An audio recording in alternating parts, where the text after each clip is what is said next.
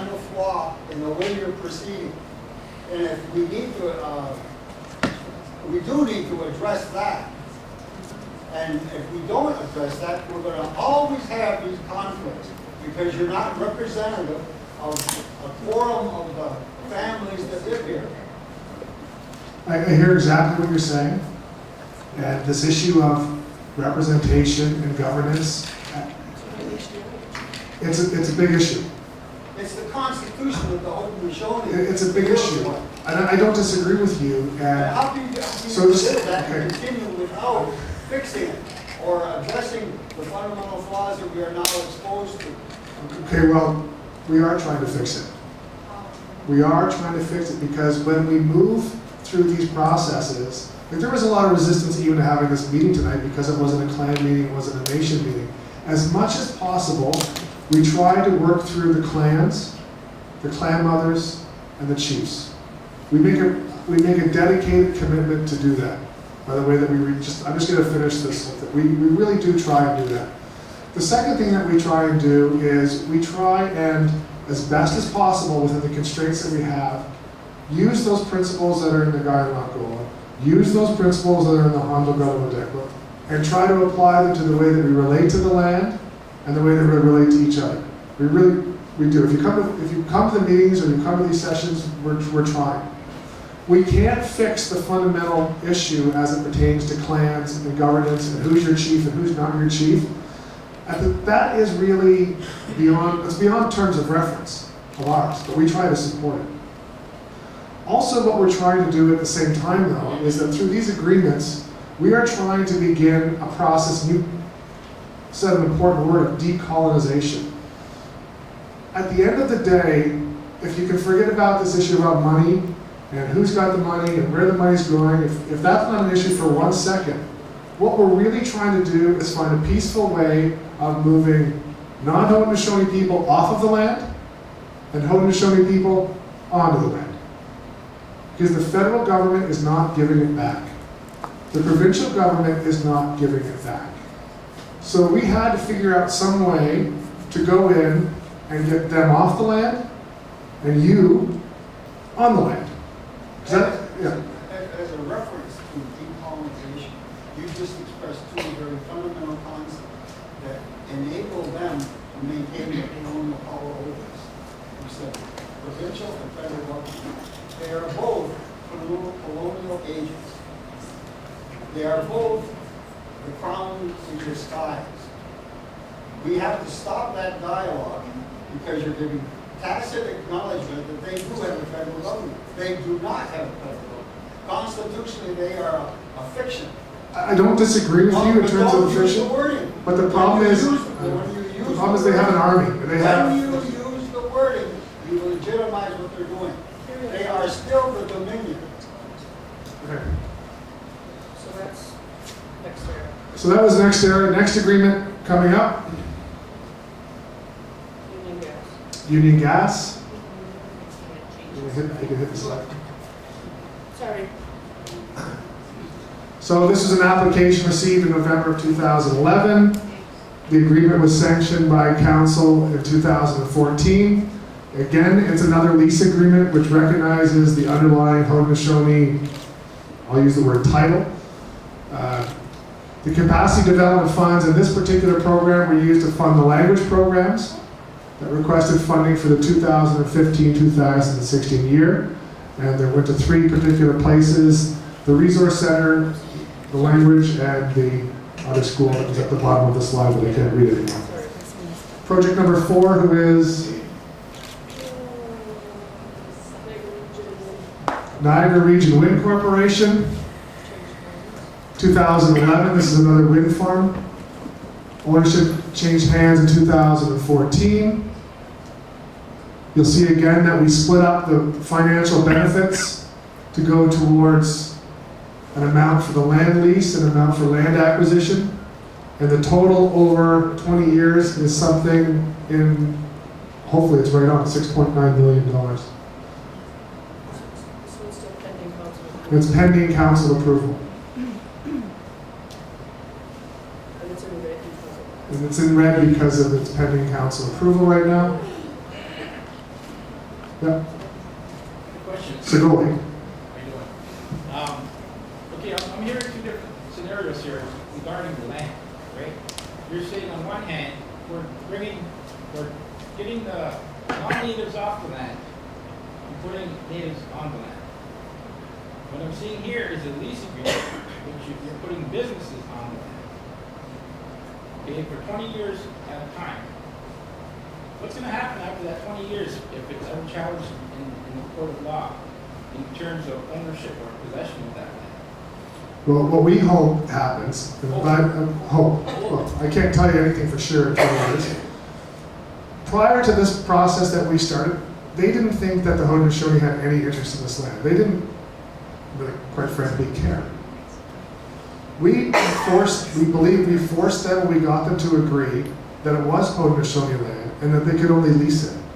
So hopefully in 20 years, as we continue pushing this idea that it's actually Haudenosaunee land that was never surrendered.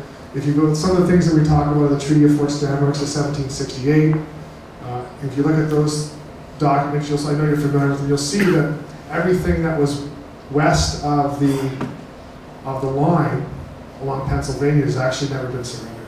And so that's the idea that we're trying to create, is that this land is Haudenosaunee land, it was never surrendered. On these windmills, we have a tough time of, really at the end of the day, are we going to go out and stop everything everywhere at all times?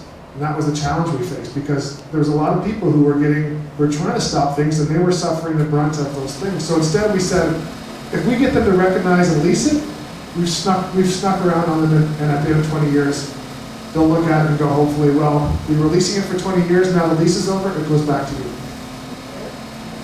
The other thing that's important to note is that most of those lands are still occupied by farmers and whoever. Like, they still have that quote-unquote ownership. And I think that's the critical part that people need to begin to understand, is that, well, everybody was out stopping development here, stopping development there. We were dragged through the courts, people were being criminalized for doing what they were doing and protecting their land rights. The focus that the council started to look at was getting the recognition that even though there might be all these layers of people, like Larry mentioned the Crown, and then and then these other individuals that have ownership, there's still underlying title. And that's the part that we focus on, is that the Haudenosaunee still maintain their rights. Doesn't matter who's living on it, doesn't matter if they believe they had a surrender, doesn't matter what they believe. And so that's what you're doing, is you're beginning to recoup, I guess, some sort of benefit from those lands that were taken away and alienated by the Crown from our people way back like in the 1800s or whenever they sort of put those Crown patents out there and stuff and just took it. And so the next part, after the 20 years, what we've done is most of the agreements have a clause where they have to clean it up. They have to put it back the way that they found it. Not most, all of them do. And so that was a big concern, because there was a concern about what about all the cement and the panels and all this stuff that would be laying around after 20 years. And so there's a decommissioning clause that's talked about through our environmental monitoring and our reporting and stuff like that. And so possibly, maybe by 20 years somebody will have a company that's out there doing that. I don't know. But that's what the 20 years is one of the things that we make sure of. Question that is, I guess what I'm concerned about is that we don't have the right for the people to deal with their land in the manner that this is happening here with regards to money, physical money.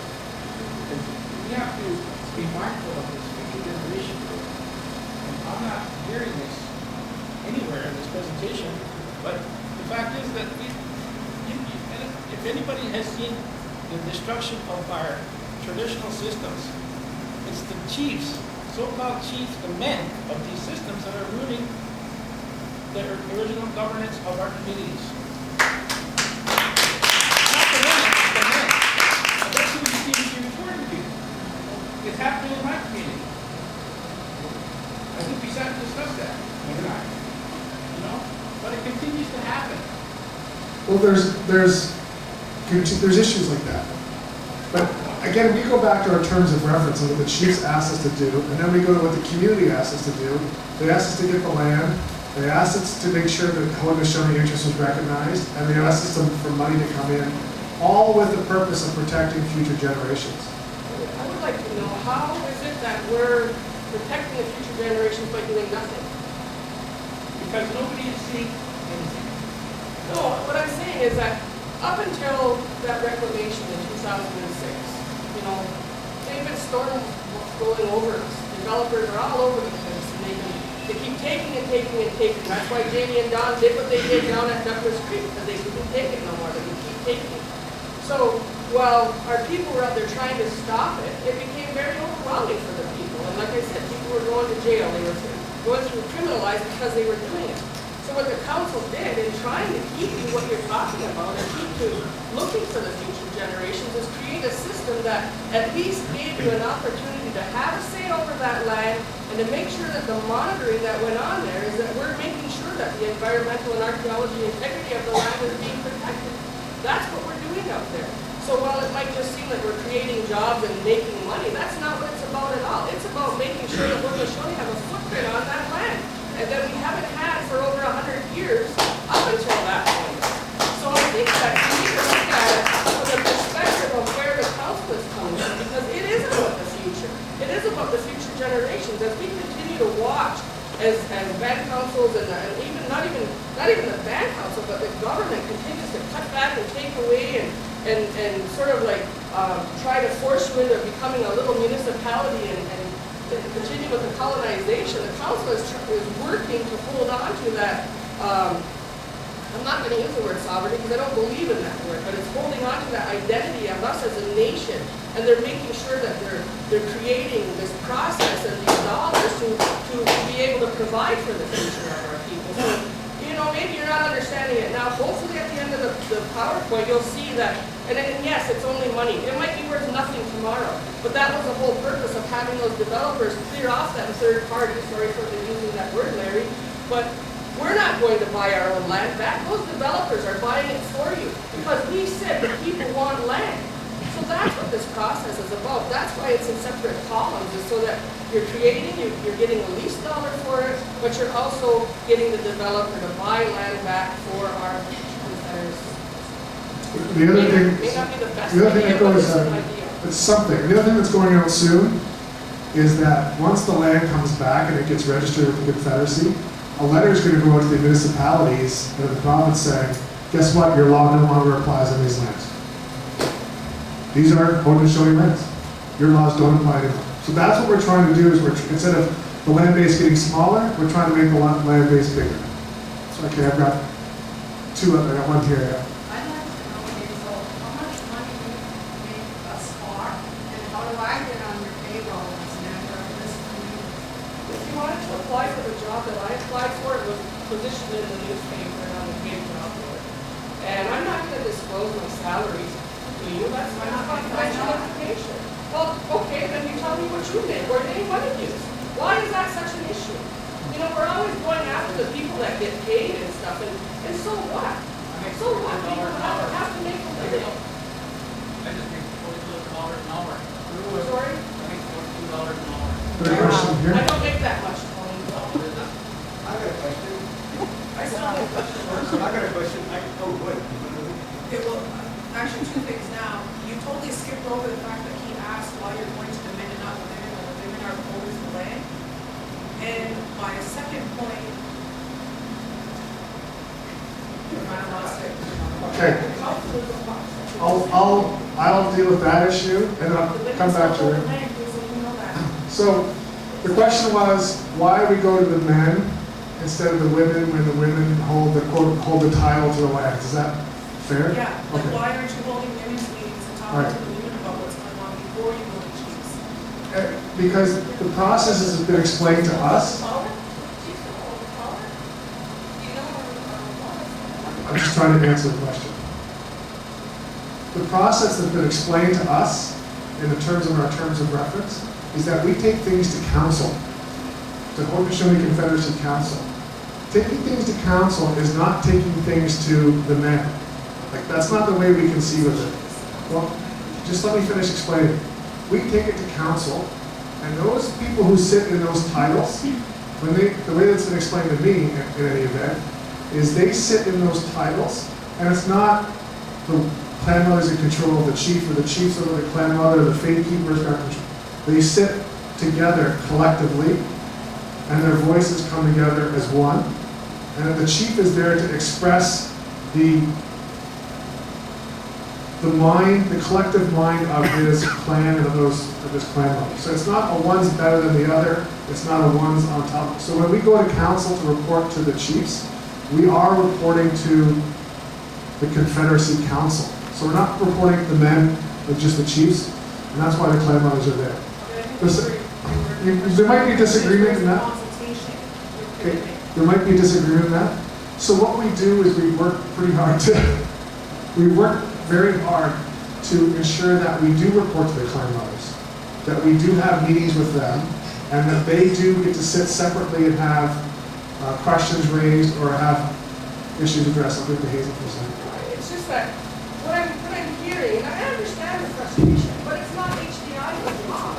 That's part of the plan, that's the structure and process of the Confederacy. Like your issues that you're having are with your clan. Like it's not my job to go out there and fix that process. I agree with you that it's not working right. It's not working. But you guys are the ones signing the agreement. Well, no, because Chan, the Confederacy Council, that decision-making process, that's how he gave that decision to us, right? Like, it comes from council, it's not like the women are the holders of the land and all this stuff. I mean, we hear everybody's got a different version. But I'm gonna tell you something, during Buffalo Creek time, the women surrendered land. So don't think that it's not been in our history where we both had occasions where things have happened. And so what we're trying to do is have a balance. Like, it has to be balanced. The women don't overpower the chiefs. They're not dictators to our chiefs. They work in balance. And it's the same with the people. But my point is that we're not, it's not our job to run out to the clan's families. That's the chief and clan mother's responsibility, and we keep giving them the information. That's why I said, Well, if you have a problem with your chief, council you need to say to your chief that You where's guys the came information? out and said, well, we've been meeting with these people for 4 years, and we need to know what's up, basically. With the Harrison project, that was the first time I had heard of it. But that's not my problem. If you don't go to council, you don't talk to your clan mother and chief. I give the clan mothers and chiefs the No, you laid information. it on them and wanted to Then make you a wanted to decision make a within like decision. that I was day, there. on a major county project. You wanted them to make a decision. It didn't just happen that day. That's my point. It's been going on for 4 years. Knowledge. We actually presented the Barrison decision. Kindness. I know, yeah. I'm just trying to be kind to each other. What I'm trying to say is that we had, on a Verizon agreement, we had probably something in the range of 20 different meetings with chiefs and clan mothers going over that project. All of the chiefs and clan mothers were invited to come to all of the meetings. All of What them. I'm saying is you're missing a major part of the Confederacy. The Confederacy is built of people.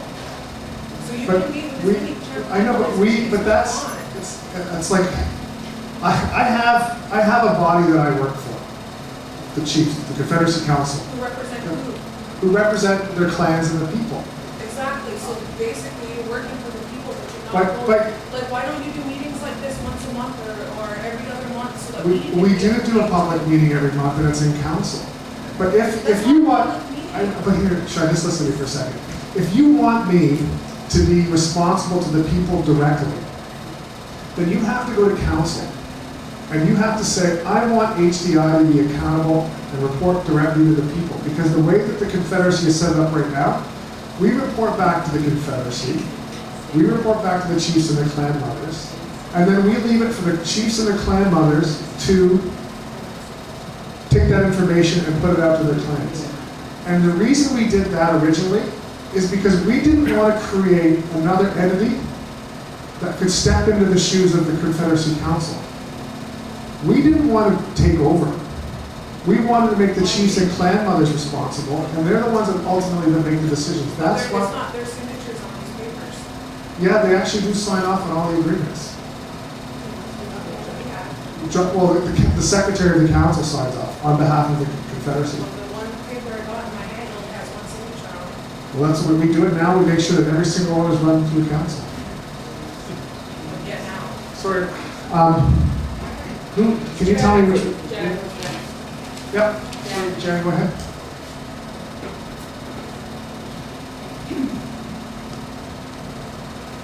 I just want to circle back, we're really not getting in very much here tonight, but I just want to go back a bit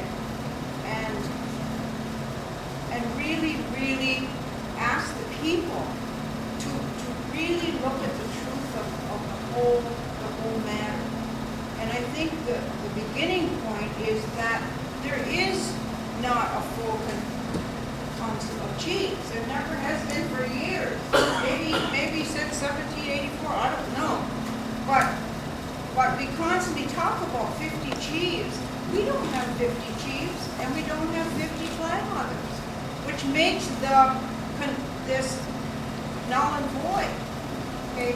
The second thing is, yes, there is a protocol, and really the community is the Confederacy. It's the community that's the Confederacy, and then our voice goes up to the clan mothers, and their voice goes up to the chiefs. Okay, now it's been 4 years, and Hazel can attest to this. 4 years that a group of us have been asking for information. We went to her office twice, and she said, "Oh, it's not ready. It's not ready. It's not ready." And it's still not ready. And so I don't understand. I just don't understand how you people can do all of these things without the consent of the community. The community knows nothing about what you're doing. Maybe a few do, I should say everybody. We would not be in such an upheaval tonight if we were told what was going on. We don't know what's going on and what's happening, where all this money goes and where this and that. And I believe that the whole thing is dysfunctional. The whole thing, the whole circle is dysfunctional. And we need to fix it. As this community, we need to fix our house. Yes. And I think that HDI had no authority to do what they're doing right now. They had no authority from the community to make all these agreements. That's fraud. So are you saying then that the Confederacy Chiefs Council can't give us terms of reference? Which chiefs? Where are They they? can if there's 50 Only if there's 50. That's the only time that That's a decision legal is. council. And if there's 50 clan mothers, that's a legal council. No, it's not legal. And you have no right to do what you're doing. And as far as I'm concerned, in my clan family, you can stop immediately. And that's what this letter is about tonight. Until we can fix everything, you need to stop. Okay, Jan. First of all, it hasn't been 4 years since you came to the office. It was July 14th, 2014, Jan, that you stopped by the office. And you asked for a list of Six Nation land deals by HDI. That was provided in the newsletter. You asked for a financial report from the Confederacy. The finances are on the website. The audit's posted annually. You put another summary. But no, what I'm saying to you is that's what I said to you. The audit was coming. You asked for the finances. I said the audit would be released. And it's been released. You asked for the vision statement of HDI. HCC website has everything on there that has anything to do with HDI. You asked for a list of chiefs and clan mothers involved. That's on the website. It's in the newsletter. Newsletters are available at the front desk. Minutes of meetings. Like I said, we asked the Confederacy to be able to post Confederacy Council minutes. They said no. That's got nothing to do with me. That's something I have no control over. I agree with you that there needs to be more information. We need to be able to provide it more. But as far as contracts and stuff like that seems to be the underlying issue. And I'm going to tell you, Tony, just because you told me, I make $60,000 a year. That's what I make. That's what the job was posted for. And I worked hard for that money. And I put up with a lot for that money. And I think that the problem that we face as a people, Jan, and I think that you're right, there's dysfunction, but it's because everybody has their own understanding of the law. everybody has their own understanding of whether or not that council has a right to function if all 50 clan families aren't represented there. You know, I've had it told to me by elders and Steve and different ones that said as long as there's three sitting there, they have a responsibility to keep that council going until our children get that back in order. It goes back to the clan families, it goes back to the women. So I understand your frustration, I don't disagree with it. I've had the same frustrations all my life. But I'm doing what I was delegated to do by the Chiefs Council. We're doing the best that we can. And while you might not like HDI, and some of you might not, or you might not like me personally, it's got nothing to do with that. It's about what are we doing for the future of our people. And I'm going to continue to do that until the council tells me to stop. And if you want to, That's all I need. no, the council has not told us to stop. And No. our chief went No, one chief doesn't stand up, that's not the process of our council. Mick, I'm sorry, that's not right. You're I know wrong. that, I know one chief doesn't make The any point is, decision. you had two chiefs, one from two It doesn't different matter. benches. It doesn't work like that. There's no consensus, Hazel. The consensus was already It reached. was already done. So the consensus at council told us to go ahead and keep doing these things.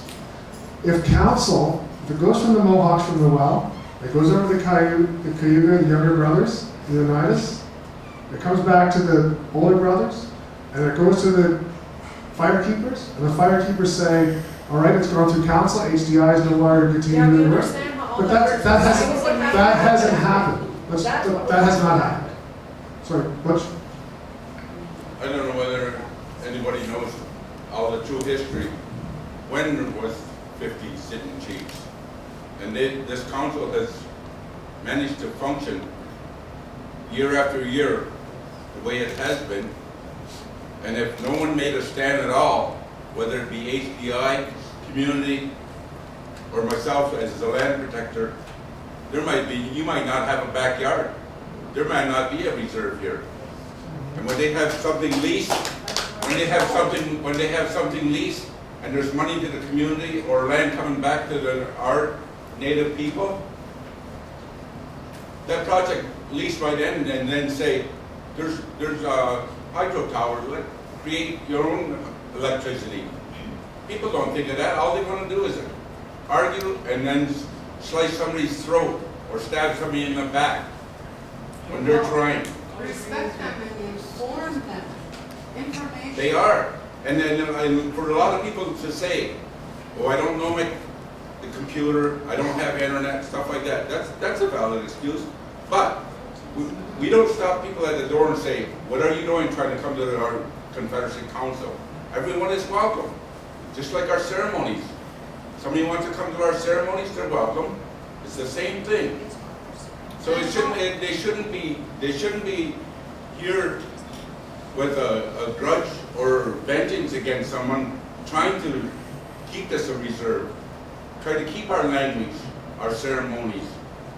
Right now, there's a faction in every corner of the reserve trying to fight every other faction like that, and the government is just loving it. They are. That's why they won't come there. Half our people, most of the people on the reserve don't vote. I know you see that in the land council election. Out of 25,000 people, 700 or 900 vote. Now, you'll see the NDP, they're saying, oh, geez, we're going to bring all this, settle all this land claims. Vote for us. So that's going to get a lot of votes for them. Probably from a lot of the natives that do vote. But that's not the right way. If you don't believe in the voting system, you're going to, I know that the governments are going to keep ramming stuff down your throat, which you don't like, because they're getting the money, and it's not costing them nothing at the table to resolve any of our land claims. So right now,